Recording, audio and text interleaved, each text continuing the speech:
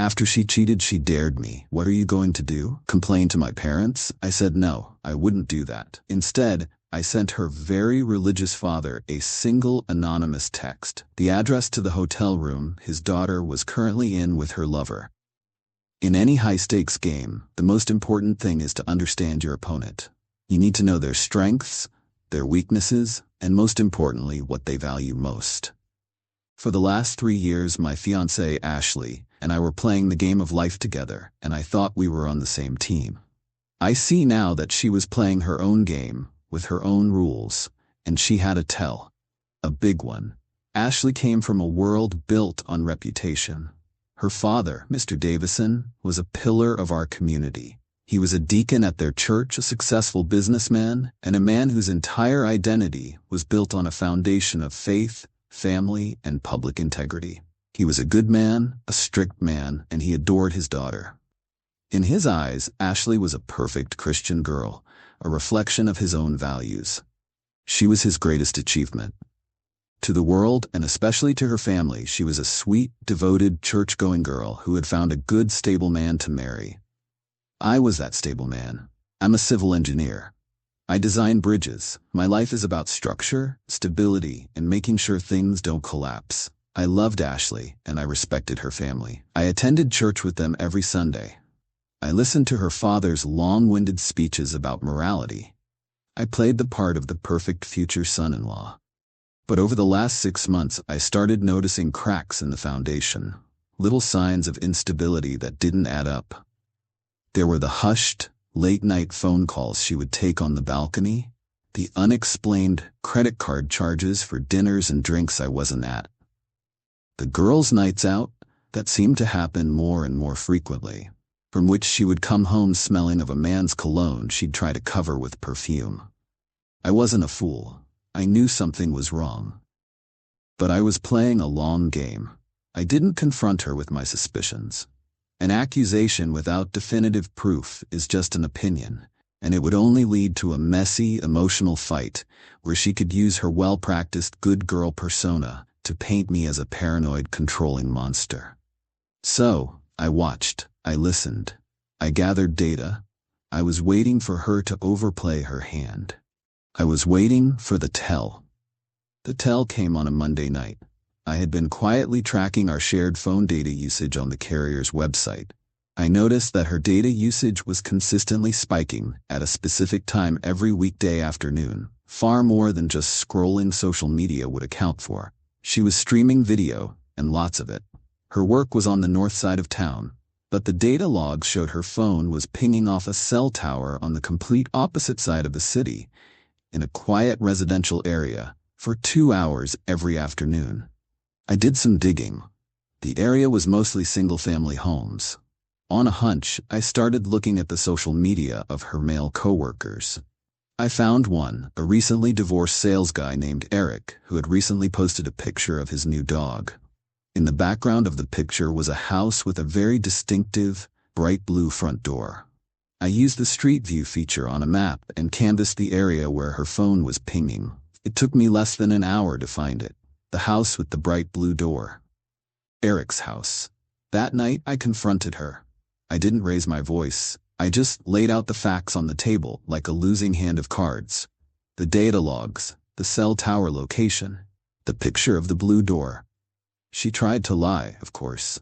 She said she was visiting a new friend. She said she was taking a new route home from work. The lies were weak, pathetic. When she saw the look on my face, the cold, hard certainty in my eyes, she finally cracked. She confessed. She had been seeing Eric for months. But the confession wasn't remorseful. It was defiant. She got angry, defensive. She told me I had been neglecting her, that I was too focused on my career. She stood in the middle of our living room, a woman caught in a blatant, undeniable betrayal, and tried to make it my fault. I just let her talk. I let her spin her web of justifications. When she was finally done, I asked her a simple question. So what happens now, Ashley? And that's when she made her fatal mistake. She laughed. A smug, arrogant laugh. She thought that, because she came from a good family, because she was the pretty, popular girl, that she held all the cards. She thought I was weak, that I wouldn't dare upset the perfect picture of our life together. What happens now? She sneered. Nothing happens now. I'll be more careful. You'll get over it. What are you going to do? Run and cry to my daddy? Complain to my parents that their perfect little girl isn't so perfect after all? It was the tell, the big flashing neon sign of her arrogance. She was daring me. She was so confident in her position, so sure that her family was her ultimate shield, that she was using them as a weapon against me. She thought her father was her ace in the hole. She had no idea I was about to play that card for her. I didn't react. I just looked at her, my face a perfect mask of calm defeat. No, Ashley, I said, my voice quiet. I wouldn't do that. She smiled, a cruel, triumphant smile. She thought she had just won the hand. She thought I was folding. In reality, I had just seen her entire hand, and I knew with absolute certainty that I was about to take everything she had.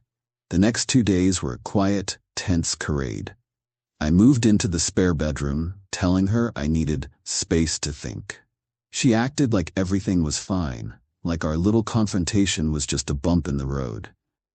She was confident, arrogant. She thought I was licking my wounds. In reality, I was waiting. I was waiting for her to make her next move, the move I knew she would make. On Thursday, she told me she was going out with her friends to give me my space. Sarah and the girls are going to take me out for dinner. She said, I think it's best if we just have a night apart. It was, of course, a lie. I knew exactly where she was going. She was going to see Eric. She was so arrogant that even after being caught, she felt no need to change her behavior. This was my moment. The flop had been dealt. Now it was time for the turn. As soon as she left the house, I went to work. My first step was to acquire a new, untraceable line of communication. I went to a corner store and bought a cheap, prepaid burner phone. Cash transaction. No name attached.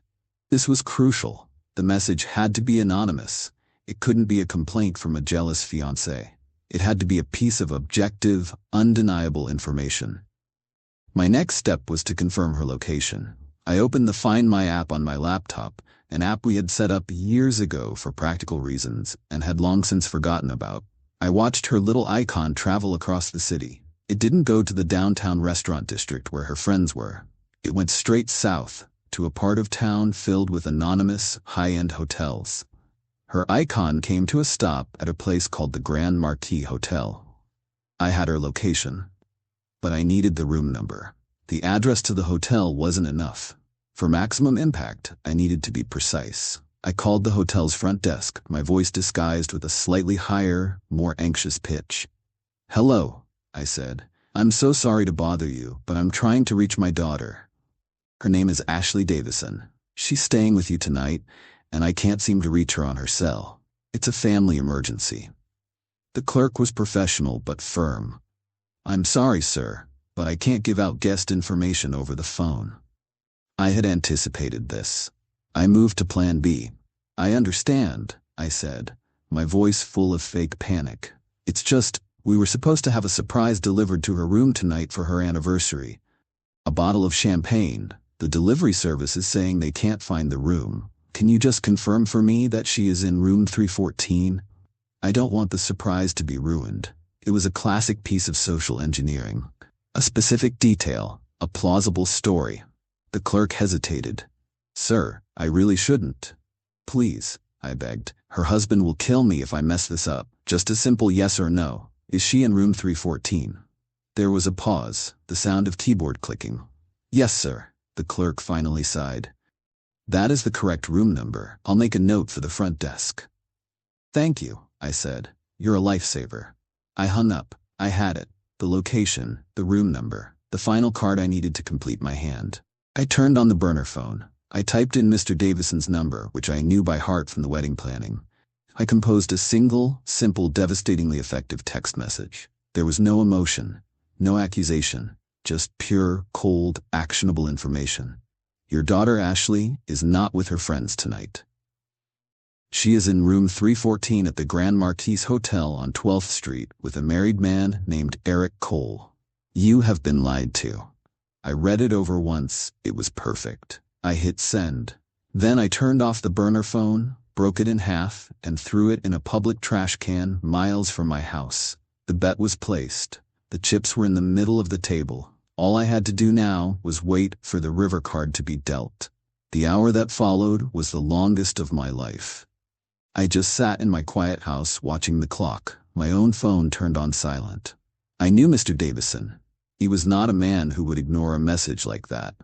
He was a man of action, a man whose entire world was built on the foundation of his family's integrity. That foundation had just been hit by a wrecking ball. The first sign of the shockwave came at 9:15 p.m. My phone lit up with a call. It was Ashley. I didn't answer. I let it go to voicemail. A second later, a voicemail notification popped up. I listened to it. It wasn't a message. It was just the sound of pure chaos. I could hear her screaming my name, sobbing hysterically. In the background, I could hear her father's voice, low and rumbling with a kind of cold fury I had never heard before. And I could hear another man, Eric, trying and failing to explain himself. Then the text started. A flood of them, one after another, from Ashley's number. He's here. My father is here. How could you? You ruined my life. He knows everything. Pick up the phone, you coward. I just read them, one by one, a grim sense of satisfaction settling over me. Then came a call from Ashley's mother, her voice a frantic, tearful mess. Jake, what is happening? John just called me from a hotel. He said I don't understand. I was calm. I'm sorry you're being put through this, Mrs. Davison, I said. But this is a matter between Ashley and her father. I think you should talk to them. I pieced together the story of what happened in that hotel room later, from a mutual friend who heard it from Ashley's devastated mother. Mr. Davison, upon receiving my text, had left his quiet evening at home without a word to his wife. He had driven the 20 minutes to the Grand Marquis Hotel. He didn't call. He didn't hesitate. He went straight to the front desk, and I can only imagine the force of personality he used to get a key card for room 314. He opened the door and found his perfect Christian daughter in a hotel room, in a state of undress, with a married man. The scene was not loud or violent. It was worse. It was quiet. He didn't yell. He just looked at his daughter with a look of profound, soul-crushing disappointment. He looked at the terrified man cowering in the corner. He reportedly said only 7 words to Ashley. You have broken your mother's heart. Then he turned around and walked out. The fallout was immediate and catastrophic. Ashley's world, the world that had been protected and insulated by her family's reputation, had been utterly destroyed. And the beautiful part was, my fingerprints were nowhere to be found. It was an anonymous text. As far as her father knew, it could have come from Eric's wife, a suspicious friend, anyone. I was just the poor, clueless fiancé sitting at home, oblivious. She and her mother showed up at my house the next day. Ashley was a wreck, her face pale and swollen from crying. Her mother did all the talking, pleading with me to forgive Ashley, to help them manage the situation, to talk to her father. I just shook my head. There's nothing to manage, I said. Ashley made her choice, and she was right about one thing. This is a family matter, and I'm not part of her family anymore. The wedding is off. I closed the door on their shocked faces. The game was over. I had called her bluff, and she had lost everything. It has been 3 months since the night at the hotel. The dust has settled, leaving behind a landscape of ruin that was entirely of Ashley's own making. The engagement was, of course, officially and immediately terminated. I packed up every single thing she owned and left it in boxes on her parents' front porch. I sent her a final, itemized bill for her share of the canceled wedding deposits. Her father sent me a check for the full amount a week later, with no note. Her relationship with her family is in tatters. Her father, a man of rigid principle, has been true to his word. He is barely speaking to her. The trust and adoration he had for his perfect daughter have been replaced by a cold, quiet disappointment that is, by all accounts, far worse than any screaming match. Her mother is caught in the middle, trying to repair a family that has been fundamentally broken by her daughter's deceit. Eric, the affair partner, was not spared. His wife was informed of the affair. Not by me, but by Ashley's furious father, who felt a moral obligation to tell her. Their marriage is over, and their divorce is set to be a messy, ugly affair. Ashley's reputation in our tight-knit community is completely destroyed. The story of the deacon's daughter being caught in a hotel room with a married man spread like wildfire. She has been stripped of the one thing she valued most, her perfect, unblemished image. As for me, I am at peace. I took a 2-week trip by myself up the coast just to clear my head.